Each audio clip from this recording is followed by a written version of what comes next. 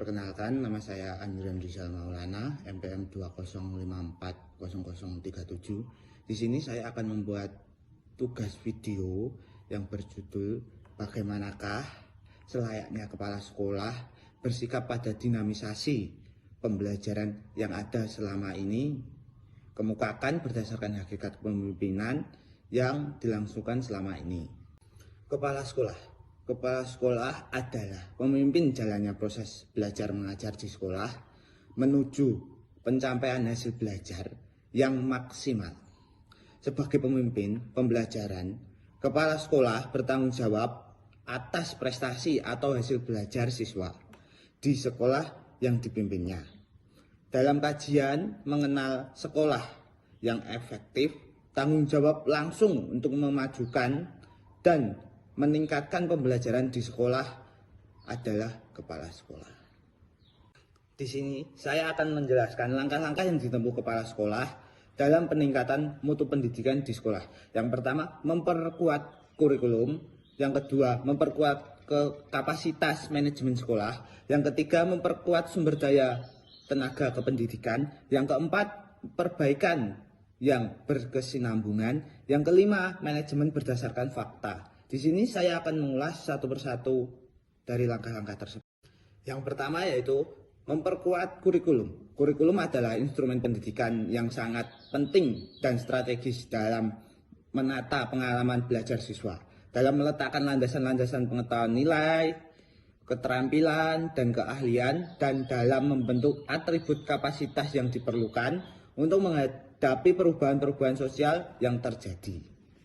Yang kedua, yaitu memperkuat kapasitas manajemen sekolah.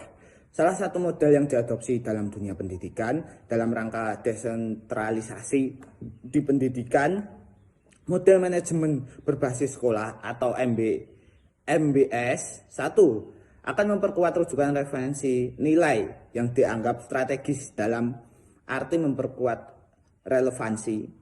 Yang kedua, memperkuat partisipasi masyarakat dalam keseluruhan kegiatan pendidikan. Yang ketiga, memperkuat prevensi nilai pada kemandirian atau kreativitas baik individu maupun kelembagaan. Dan yang keempat, memperkuat dan mempertinggi kebermaknaan fungsi kelembagaan sekolah. Yang ketiga, yaitu memperkuat sumber daya tenaga kependidikan. Dalam jangka panjang, agenda utama upaya memperkuat sumber daya kependidikan ialah dengan memperkuat sistem pendidik dan tenaga kependidikan yang memiliki keahlian.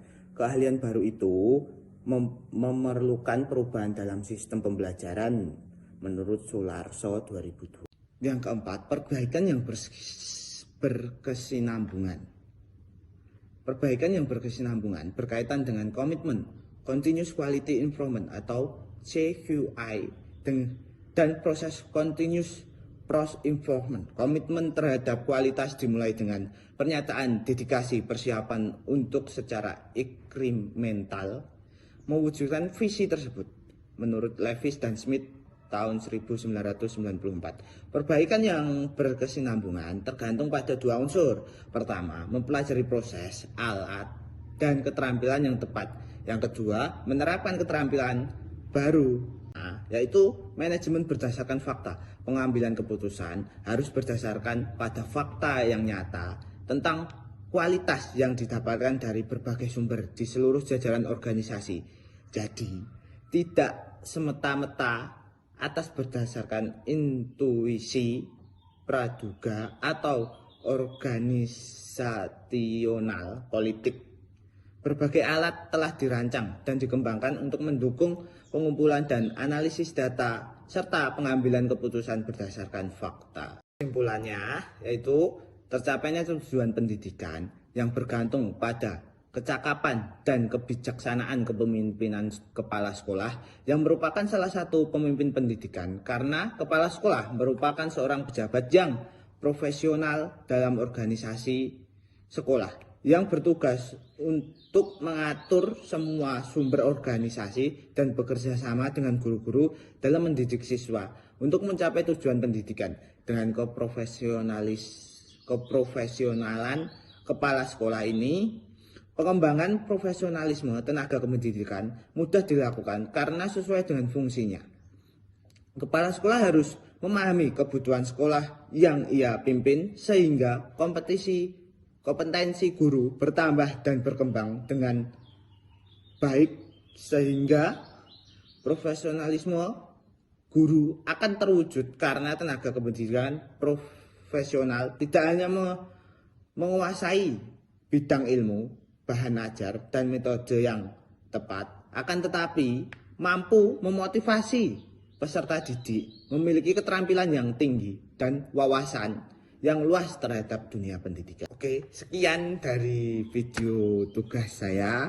Bila ada salah kata, saya memohon maaf yang sebesar-besarnya.